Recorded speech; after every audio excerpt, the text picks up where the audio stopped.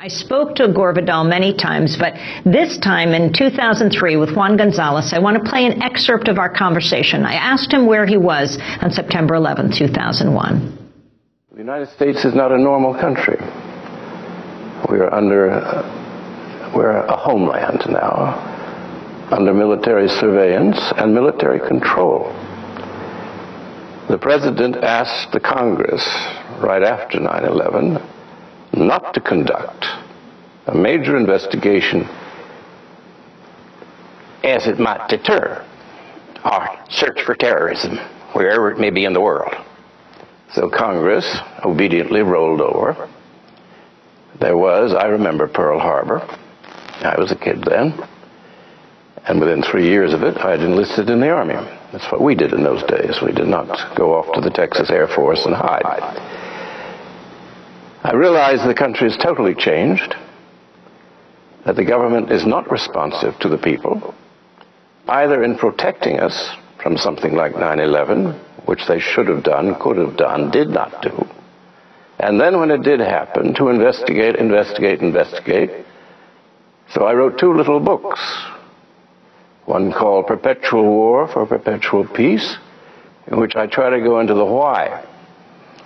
Osama bin Laden, if it were he or whoever it was, why it was done.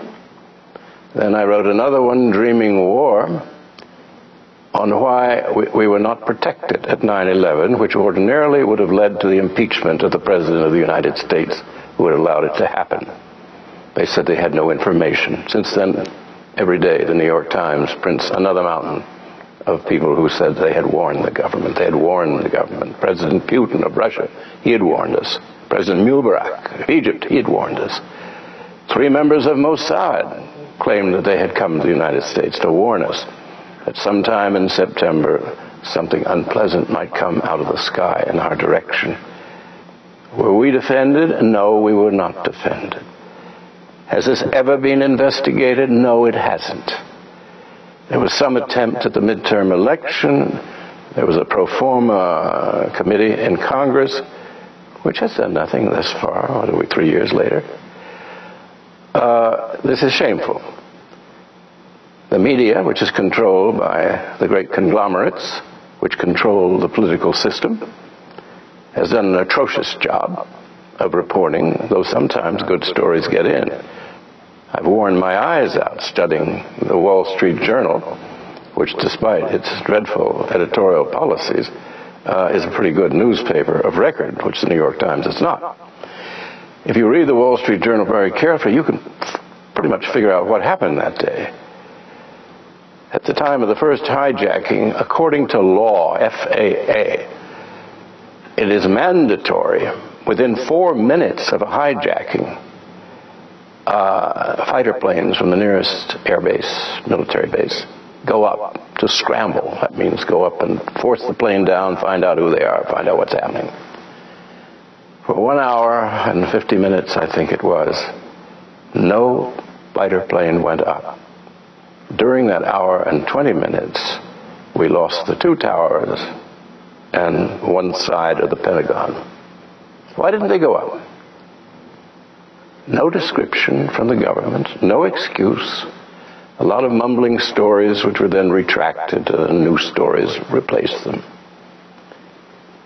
That, to me, was the end of the Republic. We no longer had a Congress which would ask questions, which it was supposed in place to do, of the executive. We have a commander-in-chief who likes strutting around in military uniform, which no previous commander-in-chief ever did, as they're supposed to be civilians, keeping charge of the military.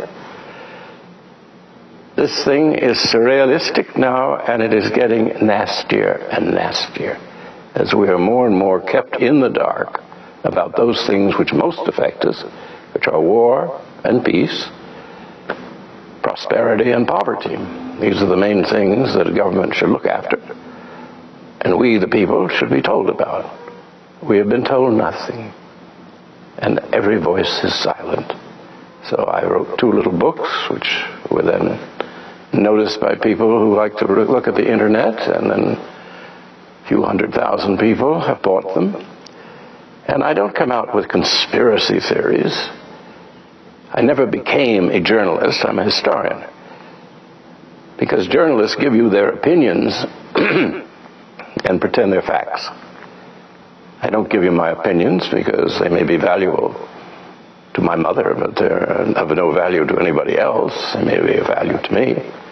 But I give the facts as I find them, and I list them, and they're quite deadly.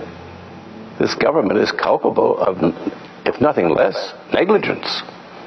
Why were we not protected? With all the air bases, fighter planes up and down the eastern seaboard, not one of them went aloft while the hijackings took place.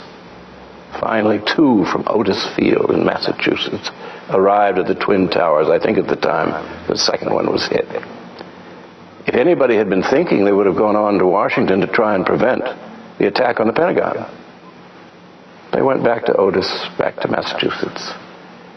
So I ask these questions, which Congress should ask, does not ask, which the press should ask, but is too frightened. It's a reign of terror now.